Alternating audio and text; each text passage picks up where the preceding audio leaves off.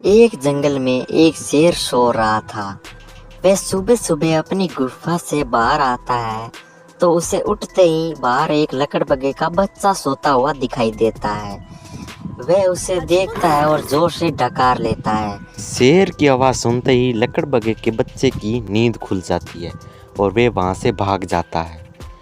फिर वह शेर शिकार के लिए पूरे जंगल में भटकता है, लेकिन शिकार करना तो दूर, उसे शिकार दिखाई भी नहीं देता, इसलिए वह गुफा में आकर भूखा ही सो जाता है।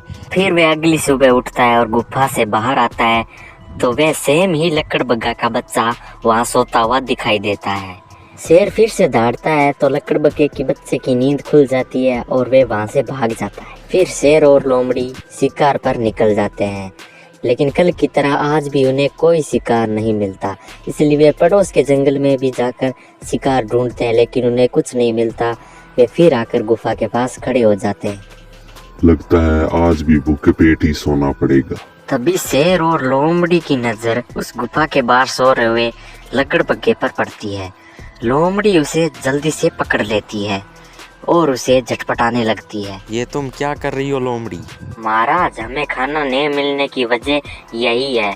आप 2 दिनों से इसे देख रहे हो। इसकी शक्ल ही मनुष्य है। अगर आप इसे सुबह सुबह रोज देखोगे तो आपका दिन खराब हो जाता है। और ये है कि आपकी गुफा के बाहर ही आकर सोता है हमेशा के लिए।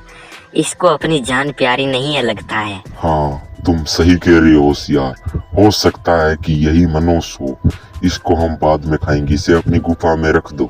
लोमड़ी जैसे ही उसे गुफा में ले जाने लगती है तभी वह जोर जोर से चिल्लाने लग जाता है। बचाओ! अरे मम्मी पापा, कोई तो बचाओ! ये आवाज़ उनके मम्मी पापा तक पहुंच जाती है। अरे ये तो अपने बच्चे की आवाज़ है।